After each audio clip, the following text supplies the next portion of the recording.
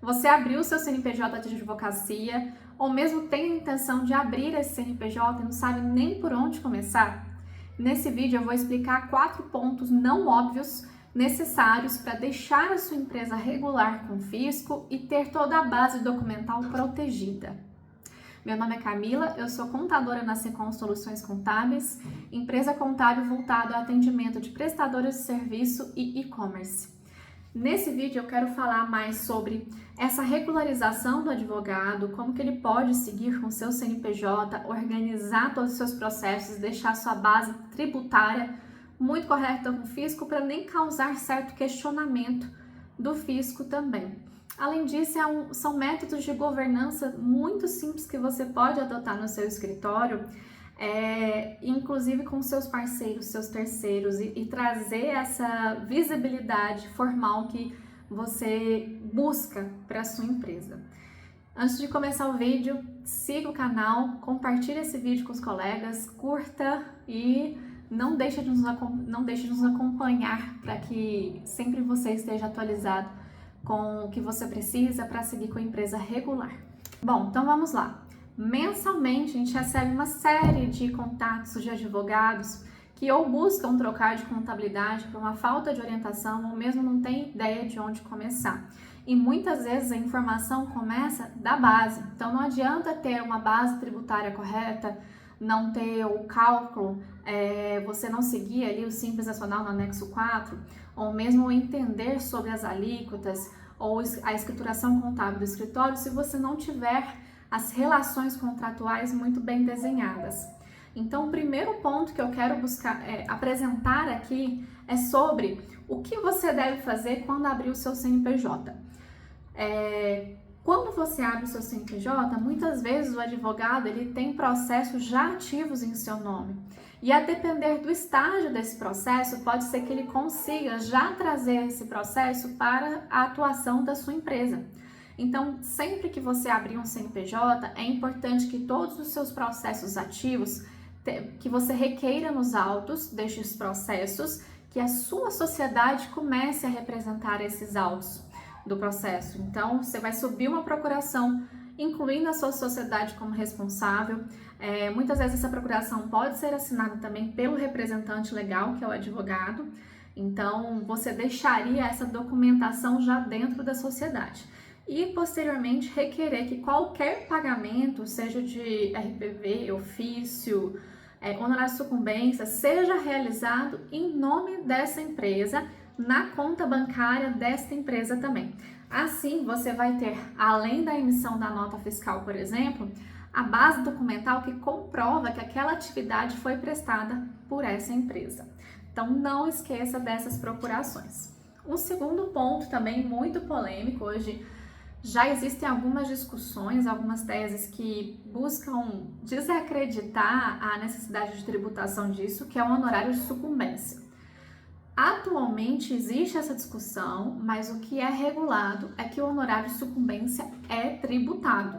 Então é importante que você inclua esses honorários de sucumbência na sua receita bruta do período, e aí, independentemente de qual regime tributário sua empresa está, e avalie junto à legislação da sua prefeitura se você deve ou não emitir nota fiscal desses honorários de sucumbência, por mais que não seja diretamente ligada a uma prestação de serviços, mas foi derivada de um serviço anterior que você prestou ao seu cliente.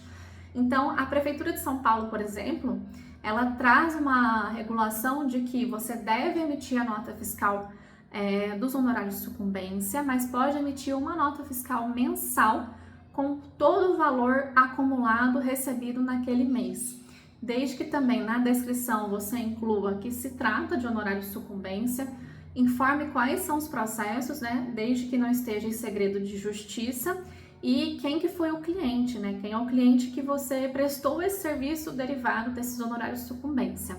Essa nota fiscal deve ser emitida para a sua própria sociedade, porque de certa forma esse cliente ele não contratou você, não pagou esse valor diretamente a você. E simplesmente você recebeu esse valor derivado ali do processo que você atuou. Então, honorário de sucumbência sempre tributado. a não ser que você entre com uma medida de segurança, com uma justificativa muito plausível para que esses honorários de sucumbência não sejam tributados. Mas até então não existe nada legislado sobre o assunto. O terceiro ponto é muito polêmico também, porque se trata de parcerias. E quando a gente fala de parceria na advocacia, o Estatuto da OAB, ele autoriza esse tipo de parceria, desde que seja eventual, né? Se não fosse eventual, se fosse de caráter permanente, deveria ser considerado como um advogado associado ou mesmo sócios dentro do mesmo negócio. Então, primeiramente, a gente tem que avaliar o que o Estatuto do OAB fala, mas ele autoriza esse tipo de parceria. O segundo ponto é como que essa relação será tributada.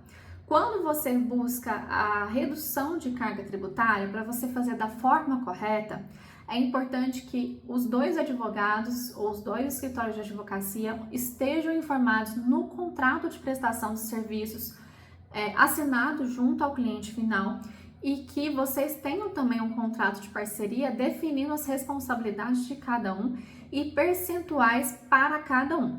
Assim, quando o cliente paga, por mais que esse valor entre na conta de um dos advogados e ocorra um repasse, é possível que cada advogado emita uma nota fiscal separada com o seu respectivo valor e não ocorra uma bitributação. Caso contrário, e aí muitas vezes esse cliente final ele não contratou os dois advogados, assim contratou só um deles, né? Então ele nem tem ciência dessa parceria.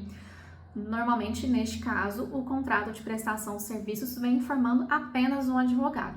Então, isso deve ser tributado 100% por esse advogado que foi contratado e este repasse seja realizado por meio de um RPA, que é um recibo para autônomo, lembrando que deve ser descontado todos os impostos no RPA, caso este advogado parceiro atue enquanto pessoa física, ou se ele também for pessoa jurídica, ele deve emitir uma nota fiscal no valor da sua parcela que foi recebida por meio desse outro advogado.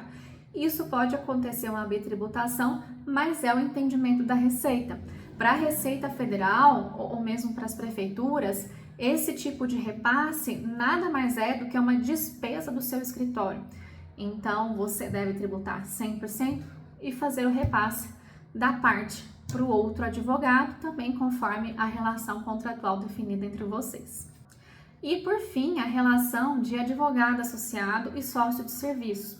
Quando a gente está falando de uma relação de parcerias, quando ela não acontece entre duas pessoas diferentes, é possível você considerar na sua sociedade um advogado associado, por exemplo, mas ele tem uma tributação muito mais alta, porque nada mais é do que uma tributação do autônomo. Então entraria tanto o desconto do INSS, você tem que pagar o patronal dele, tem que descontar imposto de renda conforme a tabela progressiva do imposto de renda, mas você tem definido que é um advogado associado, esse contrato com esse advogado deve ser protocolado na OAB e deve ser definido qual o percentual que ele terá de participação nos processos em que ele está participando. Com todos esses passos regulados, ou seja, o protocolo e o registro desse contrato na OAB e a emissão do RPA, você considera que ele é um mero autônomo, pode participar de outras sociedades enquanto associado também, mas não gera nenhum problema de vínculo empregatício. Então, na área é muito comum, realmente não há vínculo empregatício, né? Ele trabalha conforme a demanda processual ali e vocês podem regular com essa forma mais livre de qualquer risco também. Outro ponto é o sócio de serviço. E muitas vezes ele é utilizado nas sociedades por conta dos seus benefícios tributários. O sócio de serviço nada mais é do que um sócio que entra não com um aporte de capital, mas sim com seus serviços a serem prestados. Ou seja, quando ele entra, ele não arca com as dívidas da empresa, porque ele não tem esse tipo de responsabilidade dentro da empresa, sim pelos seus serviços prestados.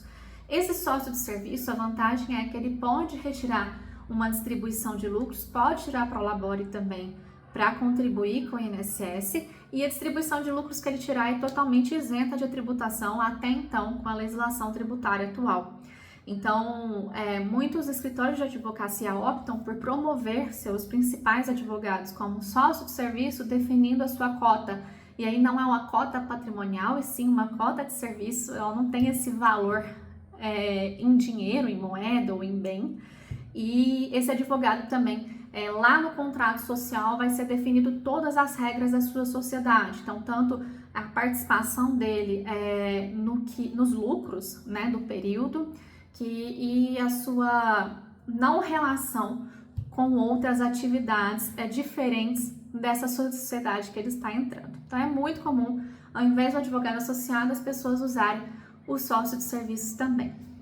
Se você tem mais alguma dúvida sobre a sociedade de advocacia, seja individual, seja simples, pura, com mais de um advogado, não hesite em nos encontrar em todos os nossos canais. Eu vou deixar aqui os links para você conseguir entrar em contato conosco e tirar todas as suas dúvidas e ficar totalmente protegido contra o fisco. Lembrando que aqui a gente não trata somente dessa proteção que você precisa com o fisco, mas sim trazer informações mais estratégicas para o seu negócio crescer e sermos considerados como parceiros do seu negócio.